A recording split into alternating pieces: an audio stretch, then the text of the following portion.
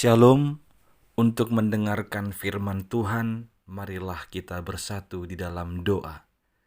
Kasih karunia dan damai sejahtera dari Allah Bapa kita dan dari anaknya Tuhan Yesus Kristus kiranya menyertaimu sekalian.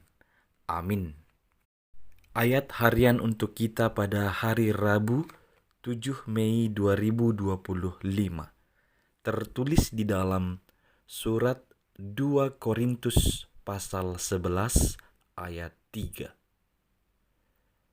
Tetapi aku takut kalau pikiran kamu disesatkan dari kesetiaan kamu yang sejati kepada Kristus, sama seperti Hawa diperdayakan oleh ular itu dengan kelicikannya. Jemaat yang dikasihi oleh Tuhan Yesus Kristus, ada banyak cara yang dilakukan oleh orang-orang yang membenci Kristus agar merusak keyakinan kita kepada Kristus, membuat kita tersesat lalu meninggalkan Tuhan Yesus Kristus. Itulah ketakutan Paulus dalam nas ini. Karena pada waktu itu banyak nabi-nabi palsu memberikan ajaran-ajaran sesat mengenai Yesus Kristus. Paulus menggambarkan nabi-nabi palsu itu bagaikan ular yang cerdik yang telah memperdaya si Hawa.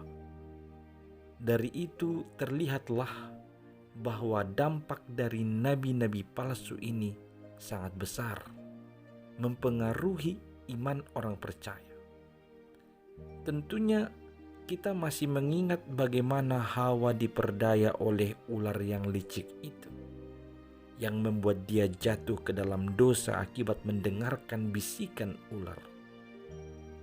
Itulah gambaran dampak dari pengajar-pengajar sesat itu yang dimaksud Paulus dalam nas ini. Iman terganggu. Pembelajaran yang benar tentang Yesus juga turut terganggu.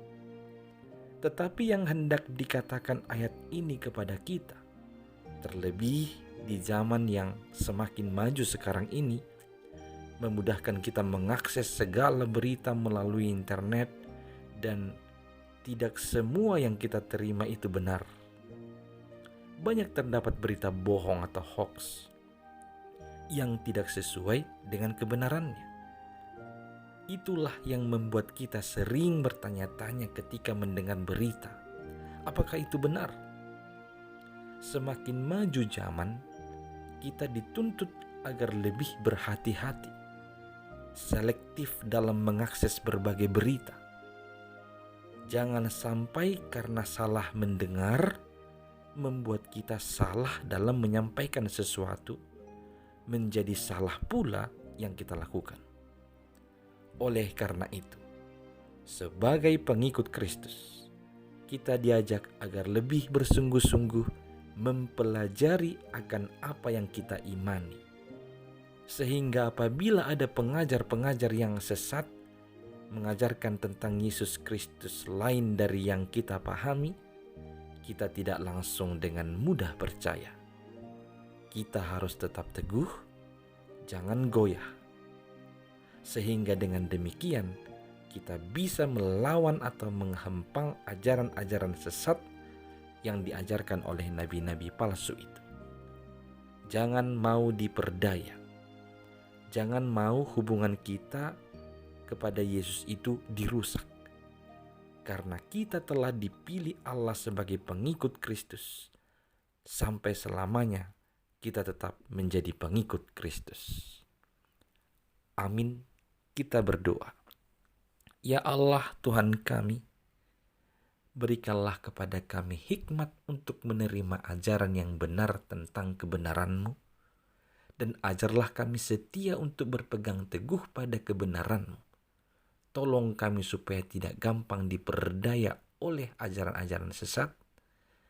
Biarlah kesetiaan kami dapat mengalahkan segala ajaran-ajaran yang hendak membuat kami tersesat dan meninggalkan Engkau. Hanya di dalam nama Yesus Kristus kami berdoa. Amin.